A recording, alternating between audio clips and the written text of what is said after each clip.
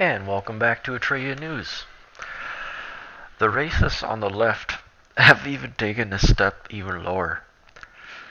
I swear, if they were trying to make the Republicans win consecutive elections and lose all their power, I'd say they're doing a fantastic job.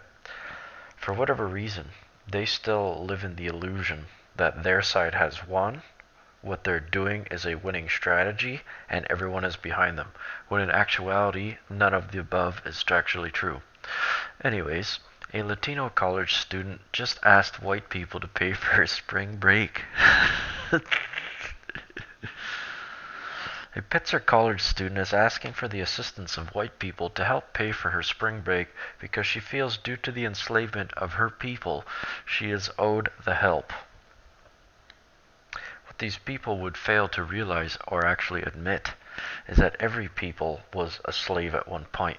And in fact, African Americans are still slaves in the Middle East to this very day.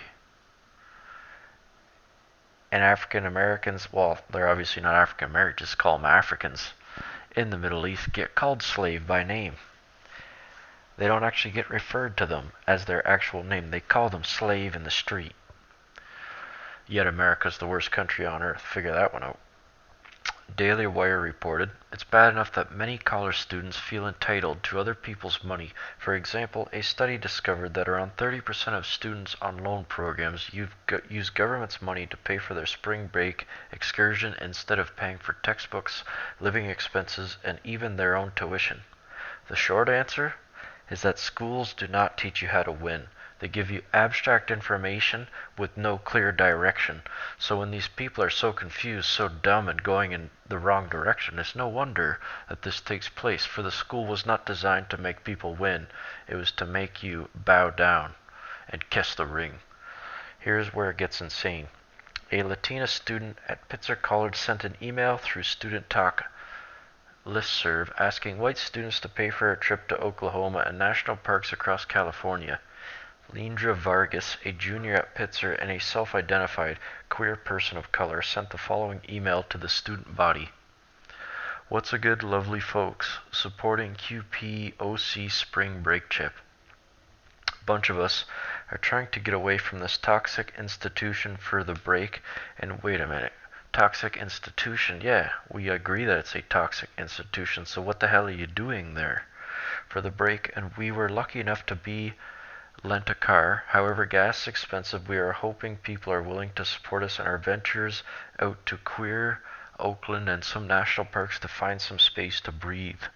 Calling on white allies, especially for your support. Remember that everything that you have right now, like what the fuck kind of shit is this? Look at the way she writes. Is due to genocide and enslavement of our people. Yet I'm asking for a bit of cash to get us through the week, thanks. I can't believe she wrote that. Like, how dumb do you have to be? Vargas attempted to guilt white students into giving her money because she argued this country was forged off genocide and the enslavement of others. While the history of the United States is not rainbows and unicorns, it is completely insane for students to claim that their white peers should front the cost of their spring break trips. I swear, if even one white person or anyone gave this woman money, actually, who am I kidding? They probably did pay for a trip.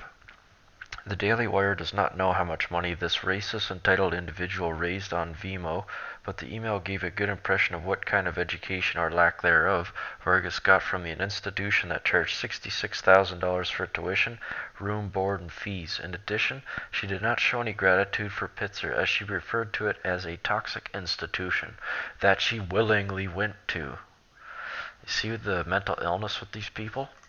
Staggering. Nancy Pelosi would have retired on one condition. I could have swore she was a reanimated corpse, the way she was sitting during Trump's speech in Congress. During an interview, Nancy Pelosi stated she would gone home if Hillary had won the election. CNN reported, House Democrat leader Nancy Pelosi said Friday she would have retired if Hillary Clinton had won the White House in the last year's election. If Hillary had won, I was ready to go home, Pelosi said after an interview at the Monitor breakfast hosted by Christian Science Monitor in Washington, "It was really shocking that someone like Donald Trump would be president of the United States. We yearn for the day of Mitt Romney or George Bush or someone, but anyway that motivated me to stay now." Well, she realizes that the people that pay for her to be there are the same ones who just paid for the same people she mentioned, Mitt Romney and George Bush. What she really meant to say was, "I really wished an elite like me could have been in power, therefore I would have been relieved of command.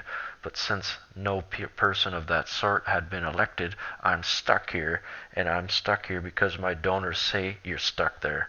And that's really what she means. Bought and paid for.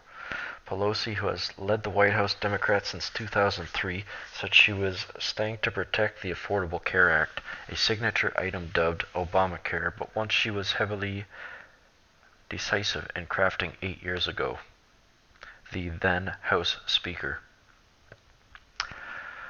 Well, she'll probably pass away in office, because her donors are never going to allow her to step down. They're like, "Oh, you want to retire? Too bad. We just lost $3 trillion in the stock market. You're staying there forever." White House confirms that President Trump was in the dark. The White House stated that President Trump was unaware of General Michael Flynn's foreign agent status. Well, I suppose I should be glad that he resigned on his own then, because as soon as people were looking at him, he's like, "You know what? I'm out of here." And it was a good move. BigStory.ap.org reports, the White House says President Donald Trump was not aware of his national security advisor was probably going to have a register as foreign agent for his lobbying work.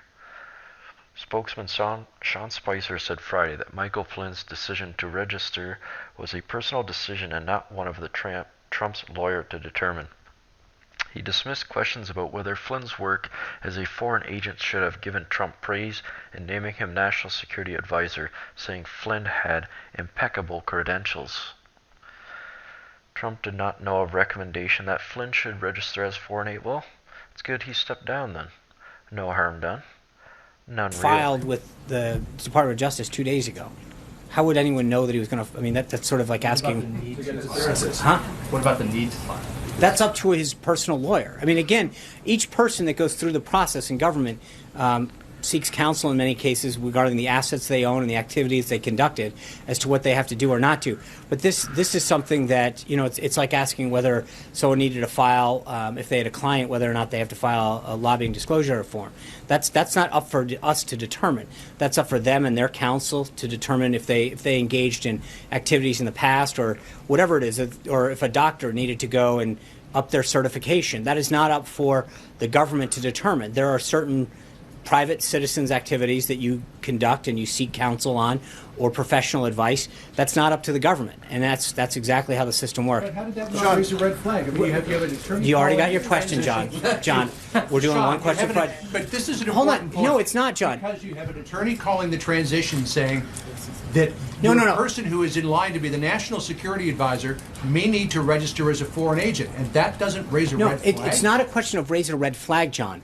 It's a question of whether or not they gave them the advice that they're supposed to, which is it is not up to them to make decisions as to what you need to do or not do. As you know, there are certain activities that fall under each of these requirements as far as what the threshold is, what activities, who the funding source was, et cetera, et cetera. It is not up to, nor is it appropriate, nor is it legal for the government to start going into private citizens seeking advice and telling them what they have to register or not. That would be the equivalent of walking through someone's tax return and saying that's not a deduction that you should take. That is. That's why when you contact these agencies, they will tell you you should seek counsel or professional advice or expertise in whatever matter it is.